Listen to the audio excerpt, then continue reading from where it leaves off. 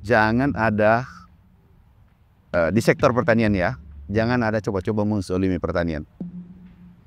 Karena aku pertaruhkan segalanya untuk orang. Segalanya. Segalanya saya pertaruhkan. Aku tahu kehidupan mereka. Aku tahu denyut nadi seorang petani di seluruh Indonesia. Pernah ada yang menggoda Bapak? Ya, Bang. Oh banyak. Banyak, Pak. Iya. Itu pernah saya terakhir itu mungkin sekitar 6 bulan sebelum berakhir, saya dibawakan uang. Kalau tidak salah 100 miliar lebih. 100 miliar? Iya. Dengan gembiranya saya berikan ke ayah saya, ini aku dapat uang. Aku mau belikan ubi goreng. Langsung ambil kayu, mana tangan yang pungut itu dipukul. Baru diantar pulang, di mana kau dapat, kembalikan uang itu, bukan hakmu.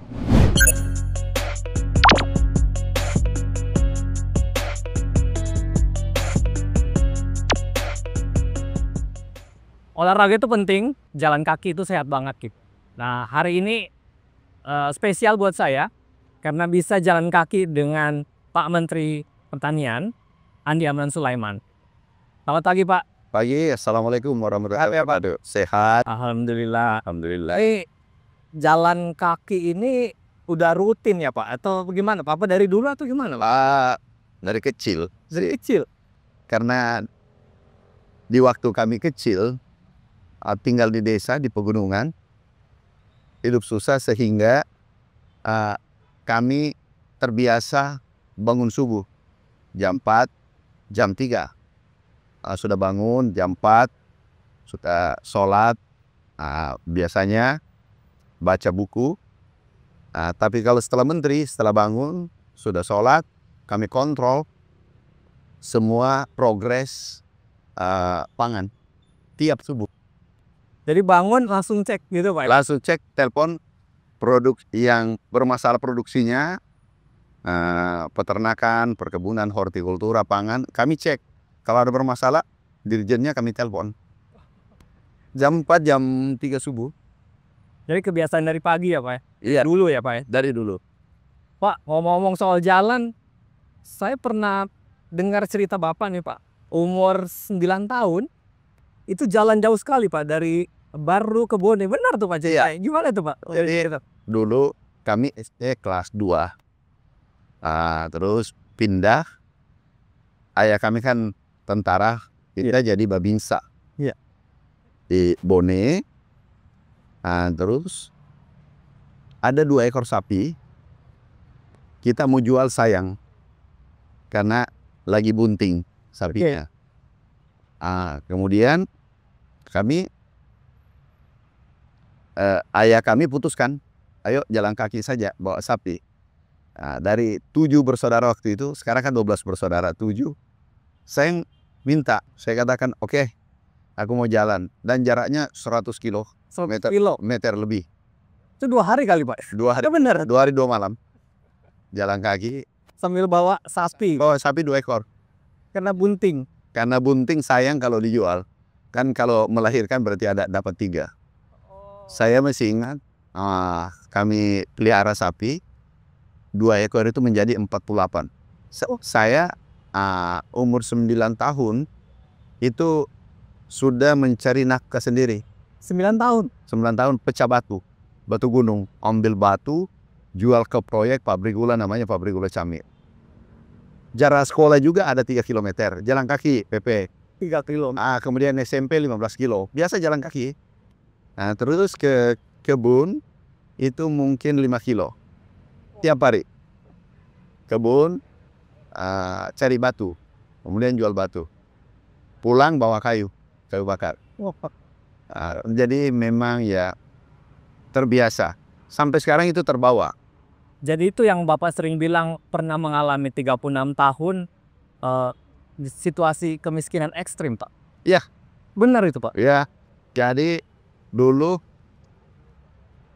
saya sering biasa panjat kelapa kan. Iya. Ya kelapanya nenek, om. Ya mungkin juga waktu itu biasa juga minta, biasa juga langsung ambil. Itu dijual juga Pak kelapa? Enggak, kalau kelapa untuk makan, biasa kan kita makan siang itu jambu biji, kelapa, sudah makan siang. Jadi makan siangnya di hutan, jadi bukan nasi. Pesan saya generasi muda, jangan sia-siakan masa mudanya. Saya sering katakan pada generasi muda, air mata yang diberikan oleh Allah, teteskan di saat masa mudamu sampai umur 20 tahun. Kata-kata hari ini nih. Itu. Karena kalau Anda meneteskan air mata di saat sudah umur 30, 40, itu air mata penyesalan. Kami sarankan pilih air mata perjuangan. Air mata perjuangan. Yaitu di saat masih muda. Sampai umur 25, 30, 35, sampai 40. Bapak, Daripada umur 40 nanti baru menangis karena kekurangan dan seterusnya, air mata itu sampai di liang lahat. Dan itu air mata penyesalan. Jadi pilihannya cuma dua. Mau air mata perjuangan atau air mata penyesalan. kalau sekarang masih menitikkan air mata Pak? Sudah menikmati dan berbakti pada negara. Ngomong-ngomong soal kemiskinan ekstrim ya Pak ya. Ini kan Bapak pernah mengalami, jadi tentu sangat bisa berempati nih dengan kondisi petani kita Pak. Data BPS kemarin hampir 50% kemiskinan itu di sektor pertanian. Nah, itu menarik.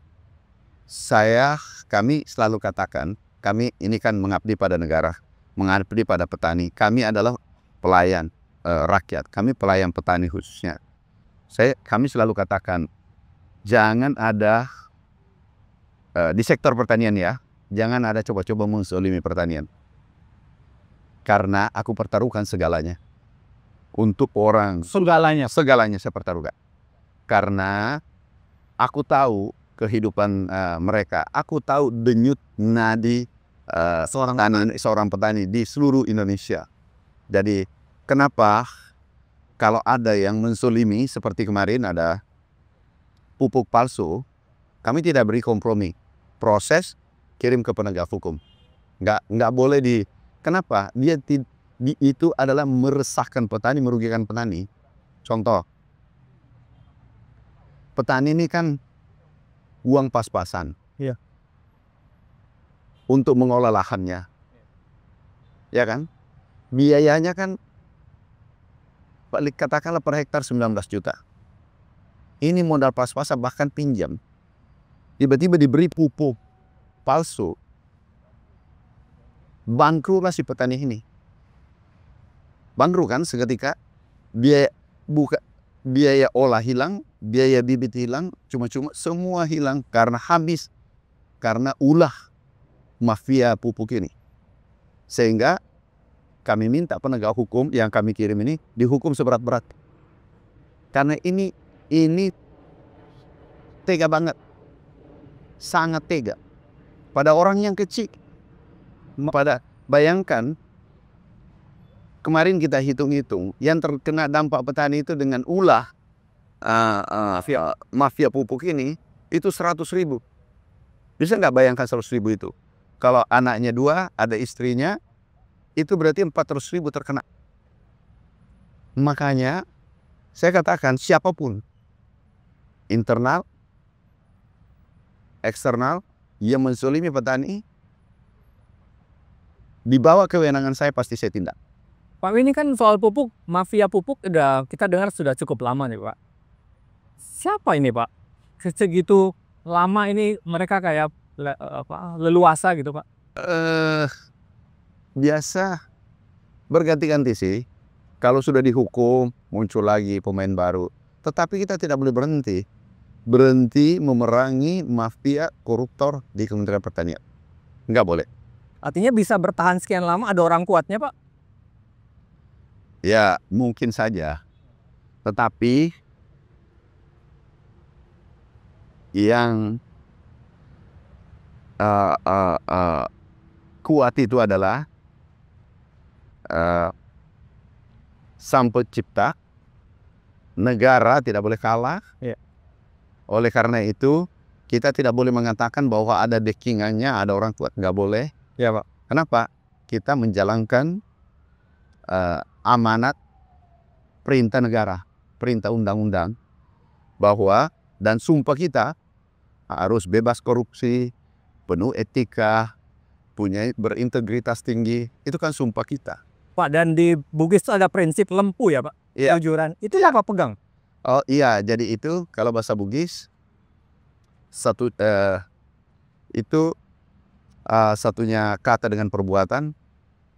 Kalau bahasa Bugis itu lempu, ada tongeng, tema pasilenga. Lempu artinya menjunjung tinggi kejujuran. Tema pasilenga artinya kita harus adil pada siapapun, termasuk pada pegawai, pada yang ikut lelang dan seterusnya. Lempu ada tongeng, kemudian ada tongeng berintegritas. Integritas. Dia punya integritas. Lempu, tema pasilenga, dan berintegritas, berkarakter. Jadi ada tongeng, tahu ada tongeng? Jadi dia kalau mengucapkan sesuatu itu bisa dipedomani. Nggak Satu perlu. kata satu buat. Iya. Taruh adat, taruh wagu. Taruh ada, taruh gau. Taruh gau. Artinya kita satunya kata dengan perbuatan. Apa yang kita ucapkan, bila perlu, itu lebih tinggi nilainya daripada MOU yang kita buat. Dan itulah manusia. Dan itu dari kecil, maksudnya dari Ya. yang tua Bapak terapkan prinsip Bugis itu. Oh ini, ada yang menarik. Di saat kami kecil, SD, kalau tidak salah, kami ke pasar.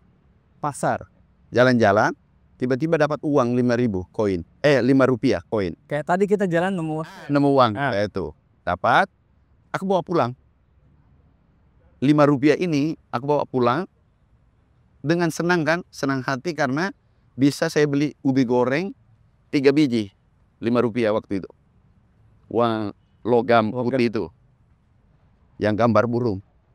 Nah, setelah tiba, dengan gembiranya saya berikan ke ayah saya, ini aku dapat uang, aku mau belikan ubi goreng. Langsung ambil kayu, mana tangannya yang pungut itu dipukul. Baru diantar pulang, di mana kau dapat, kembalikan uang itu, bukan hakmu. wah, luar biasa. Dan itulah Itu teringat terus ya Pak ya? mengantar kami sampai sekarang di titik ini. Luar biasa. Bahwa bukan hakmu, jangan ambil. Itu yang Bapak selalu ingatkan. Dan Keadaan apapun, jangan pernah mengambil haknya orang lain. tadi malam pidato Pak Presiden terlihat senang ya Pak ya? Karena Alhamdulillah. cadangannya cukup. Ya. Terus bahkan mengatakan 2025 stop impor. Gimana deh Pak? Jadi Bapak Presiden ini luar biasa. Jujur, saya kagum pada beliau. Beliau visioner, tegas, konsisten, dan spiritnya luar biasa. Kami malu kepada Bapak Presiden kalau kami tidak kerja keras. Beliau kerja siang malam untuk merah putih. Dan yang saya selalu terngiang adalah Bapak Presiden, pikirannya kalau kita diskusi merah putih, perhatikan rakyat kecil. Dan itu yang dulu kami lakukan, tetapi ini betul-betul kepeduliannya luar biasa. Bukan saja basa-basi, bukan pencitraan. Jadi konkret ya. Konkret langsung. Pertama, beliau masuk, ditanya apa masalahnya petani. Seluruh Indonesia kami keliling pupuk, ditambah 2 kali lipat. Dan itu atas saran beliau, tambah 2 kali lipat. Juga kemudian waktu itu disetujui Pak Jokowi, Bapak Presiden yang dulu. Terus yang ke-7. Kemudian apalagi utang petani nelayan yang sudah macet, kalau tidak salah 10 tahun ya. Itu dilunasi. Itu luar biasa. Kemarin gaji guru dinaikkan. Tahu kan kondisi guru kita? Iya. dinaikkan gajinya. Kemudian biasanya harga tiket itu naik kalau Akhir tahun, Pak. ini turun. Turun. Ini 10%. Upah apa namanya? Upah buruh itu dinaikkan. Tapi ada hal yang orang belum lihat. Secara tidak langsung makan gratis. Makan gratis itu kan gratis untuk anak-anak kita. Kalau anaknya buruh ini 3 atau 2, dapat 3 orang katakanlah 10, 30.000, berarti per bulan 900.000 kan? Benar nggak? Artinya tidak dibelanja lagi 900.000 untuk anak kita 3 yang masih sekolah. Benar nggak? Dapat lagi kenaikan gaji buruh. Jadi beruntunglah kita punya pemimpin yang punya keberpihakan pada rakyat kecil luar biasa. Kami rasakan apapun petani minta pupuk dinaikkan, benih gratis kami bagikan, alat mesin pertanian, itu luar biasa. Dan beliau langsung setuju. Kemudian regulasi yang mempersulit seperti pupuk, itu sulit kita ngambil pupuk. Beliau minta revisi. Bagaimana petani nyaman? Nyamannya petani, ambil pupuk cukup dengan KTP. Jadi dengan kondisi ini Bapak optimistis 2025 tidak perlu impor lagi? Gini, satu kata kunci, kita berjuang keras untuk merah putih. Kita tidak boleh lengah. Kita harus berjuang sesuai arahan Bapak Presiden. Kalau katakanlah bisa 2025, alhamdulillah. Yang terpenting dengan tim kami, dengan teman-teman, kita pantang menyerah. Kita harus optimis. Kita harus berjuang untuk tunaikan gagasan besar Bapak Presiden, yaitu swasembada. Pak, waktu di Komisi 4, Bapak sempat bilang, saya siap mundur kalau tidak bisa memberantas mafia pangan, Pak. Iya kan, saya sudah berantas. Iya. Sudah, janji itu kami sudah tunaikan. Tidak ada lagi, Pak? Enggak, kalau ada kita selesaikan lagi. Kemarin ada 23 perusahaan blacklist. 4 perusahaan, aku katakan, yang pupuk palsu itu kirim ke penegak hukum. Kemarin ada minta fee, kami copot. Juga internal yang hubungannya pupuk 11 orang, nonaktif semua. Jadi apa kami omongkan di Komisi 4, sudah laksanakan. Mudah-mudahan ke depan tidak ada lagi. Karena kalau ada, besar kemungkinan kami tindak lagi. Jadi omongan saya sudah selesai kan? Karena ada rasa takutnya sih Pak menghadapi mafia pangannya. Yang kita takut kalau hukum-hukum Allah kita langgar. Selama sesuai, maaf karena kami Muslim, Al-Quran, Sunnah Rasul, undang-undang, aturan pemerintah, insya Allah kami akan jalankan sebaik-baiknya. Tapi pernah Pak, Bapak pernah menjabat sebelumnya, pernah ada yang menggoda Bapak? Mafia pangan? Oh banyak. Banyak Pak? Iya. Itu pernah saya terakhir itu mungkin sekitar 6 bulan sebelum berakhir, saya dibawakan uang. Kalau tidak salah 100 miliar lebih. 100 miliar? Iya. Swasta Pak? Swasta. Tapi dia bilang sama saya, aku sudah untung banyak. Kenapa? Kenapa Bapak? Ini aku berikan karena pekerjaan saya selesai dan Bapak tidak pernah saya janji. Saya bilang enggak boleh. Itu tugasku. Tugasku membantu. Bukan itu saja, ada juga dari Jawa Barat, Jawa Tengah kalau tidak salah, pengusaha menengah bawa 4 miliar. Pak, aku untung, aku bersyukur, sampai nangis. Pak, karena Bapak, aku temukan keadilan waktu itu. Terus kenapa? Saya untung banyak nih. Ini ada saya sisihkan 4 miliar untuk Bapak. Bapak tidak pernah kenal saya. Enggak boleh. Pakai modal untuk anak istrimu. Kembali. Dan saksinya itu ada. Ajudan saya saksinya, kepala protokol. Itu Kami ini pelayan. Iya.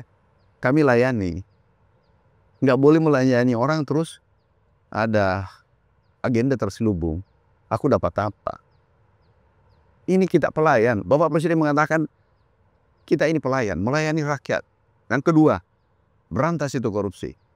Gunakan anggaran seefisien mungkin. Kemudian capai target yang telah ditetapkan. Udah.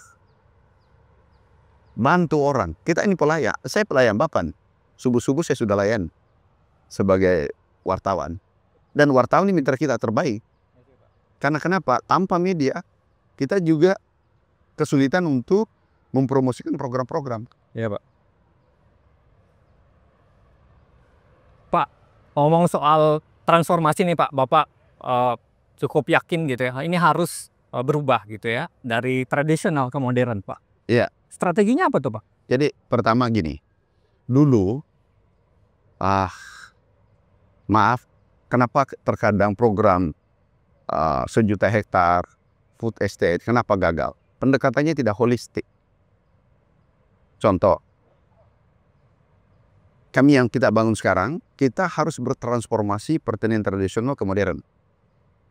Yang dikatakan tradisional ke modern, dulu tanam pakai tangan manual, mengolah pakai cangkul, kemudian mupuk pakai tangan, kemudian panen juga pakai tangan. Nah, semua ini kita ganti menjadi mekanisasi, teknologi modern. Produksinya bisa naik 2 kali lipat, karena gunakan benih unggul. Tanamnya bisa 1 kali menjadi 3 kali. Ya. Kemudian efisien. Kemudian berikutnya, milenial mau bekerja di sektor pertanian dan generasi teknologi. Karena teknologi. 2 hal yang bisa menarik ini milenial dengan dan generasi Z itu menguntungkan dan menggunakan teknologi. Karena menguntungkan ya Pak. Saya baca bisa brigade pangan ya Pak. Ya. Itu sudah berjalan Pak. Sudah ada 3.000 kemarin. Secara tidak sengaja kami jalan ada di Papua Merauke, ada tiba-tiba muncul anak muda satu berterima kasih. Pak Menteri terima kasih. Kenapa? Pendapatanku 15-20 juta per bulan. Oh, besar. Bersih. Itu brigade pangan. Brigade pangan. Dan itu di sana ada 3.000-an rencana kemarin yang hadir mungkin 500-an apa 1.000 orang kemarin. Penduduk asli yang tertarik, pemuda-pemuda yang tertarik. Kenapa menarik? Menguntungkan menggunakan teknologi. Tapi kalau yang rajin betul itu bisa 30 juta. Tapi minimal 10 juta. Jadi caranya ada, sistemnya kita bangun. Yang pertama adalah 200 hektar lahan.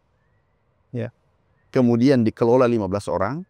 Kemudian kita berikan peralatan dari hulu ke hilir dari pemerintah. Nah, 200 ya. 200 hektar itu. Kemudian dia bagi hasil 70-30%. 30% pemilik lahan, 70% pekerja, pengelola, manajerialnya dan seterusnya generasi Z. Hitung-hitung kemarin itu average ya 20 juta. Tapi minimal 10 juta per bulan. Nah, minimal 10. Ya, kenapa dulu gagal? Saya ulangi, kenapa dulu gagal? Kita mencetak sawah. Oke. Setelah cetak sawah, kita tinggalkan. Tidak mungkin dengan cangkul mengelola 200 hektar, 500 hektar. Satu orang di Kalimantan, kami ketemu seseorang itu 400 hektar sawahnya, lahannya. Mana mungkin mau dikelola dengan cangkul 400 hektar? 2 tahun tidak selesai kalau satu orang satu keluarga, benar nggak? Ya. Di Papua juga demikian. Kalau di Papua satu orang 1.000 hektar, bagaimana bisa kelola dengan cangkul? Nggak mungkin. Harus dengan teknologi tinggi, kemudian masuk generasi Z. Jadi ada 3 instrumen kita gunakan. Sumber daya alam yang punya lahan banyak, tapi orangnya tidak ada. Kemudian sumber daya manusia, generasi Z milenial. Kemudian teknologi. 3 ini masuk, insya Allah pasti berhasil. Jadi hulu ke hilir, pendekatannya adalah holistik. Kalau parsial, cetak sawah gampang. Setelah cetak sawah diapain? Iya. Siapa yang mau keluar? Holistik ekososiologi. Semua. Eko. Jadi pendekatan sosialnya, ekonominya, Semua lingkungan kita harus perhatikan semua. Bapak tadi sempat menyinggung food estate, Pak. Iya. Ini kan ramai lagi nih, Pak, apa Kalimantan Tengah, kasus Kalimantan Tengah. Katanya mau dihidupkan lagi. Tapi itu bukannya mengulangi kegagalan zaman Pak Harto gitu. Gimana tuh, Pak? Jadi gini, seorang pendekar patriot tidak mengenal gagal. Orang yang berpikir gagal biasanya gagal beneran. Tapi kalau petarung itu, pendekar, nggak ada di kepalanya kata gagal. Jadi sampai akhir hayatnya harus optimis. Yang memerdekakan ini republik, kalau dikalkulasi, tidak mungkin Bambu Runcing memenangkan ini melawan dengan meriam. Nggak mungkin merdeka. Nah kalau orang pesimis, yang seperti Bapak dengar dari orang-orang pesimis, bayangkan kalau dia lahir pada saat persiapan merdeka. Pasti republik ini gagal merdeka. Tapi kondisi lahannya sebenarnya memungkinkan, Pak. Orang sudah rancang tanam di bulan, masa bumi nggak bisa ditanami? Kemarin kami tanam kan berhasil kan? Baru-baru panen Pak Presiden kan di Merauke. Juga baru-baru panen Kalimantan. Jagung, padi kita panen. Jadi yang terpenting sederhana, tanaman itu seperti manusia, penuhi unsur yang dibutuhkan, cukup air, tumbuh. Terus ada masalah, pirit kan, pH rendah. Diberikan dolomit, pH-nya normal, selesai. Sangat sederhana. Yang tidak sederhana, orang yang tidak mau berproses. Orang yang kalah adalah orang yang pesimistis. Orang yang pesimis, peluangnya untuk kalah besar. Peluang untuk kalah besar. Orang yang pesimis. Dan Bapak perhatikan aja. Perhatikan, saya cuma perhatikan saja dari narasi seseorang. Begitu aku lihat narasinya, aku baca narasinya. Kalau dia sudah pesimis, cenderung menyerah. Itu biasanya hidupnya itu biasa-biasa, bahkan di bawah standar. Saya baca Bapak awal menteri 4 tahun itu sempat memutasi gitu ya, hampir 1.500 ya, Pak. Iya. Untuk memperbaiki, membersihkan, Pak. Bukan saya mutasi, sistem. Sistem. Jadi meritokrasi. Jadi meritokrasi yang mengangkat dan memberhentikan dan mempromosikan di kementerian kalau kami menjabat, dirinya sendiri, bukan saya. Kami berikan. Karena sistem ya, Pak? Iya, kami berikan target. Nih target. Kita fakta integritas tanda tangan. Yuk capai naik, nggak usah panggil sepupunya omnya. Dan barang siapa yang dititip, itu nilainya akan kurangi 10%, 20%. Jadi bukan like or dislike, sistem ya, Pak? Sistem. Dan saya beritahu semua, ini targetmu, tidak mencapai target, ya kamu tahu diri. Dan banyak yang datang, Pak, aku tidak capai target, aku mundur. Banyak. Dia datang. Soal ego sektoral, Pak, para kementerian. Itu bisa dibereskan dengan satu komando, Pak? Oh bagus. Jujur, bagus banget sekarang. Dibawa komando Bapak Presiden. Contoh, Bapak Presiden Prabowo. Bagus sekali. Contoh, kami satu komando dengan Kementerian PU. Luar biasa. Di mana kami mengolah sawah, di situ irigasi diperbaiki secepatnya. Baik Pak Amran, terima kasih banyak. Ini udah jalan, ceritanya menarik sekali Pak. Sukses terus, semoga targetnya semua tercapai Pak. Amin. Terima kasih Pak. Amin. Demikian bincang-bincang saya tadi dengan Menteri Pertanian Andi Amran Sulaiman. Unlock Republika.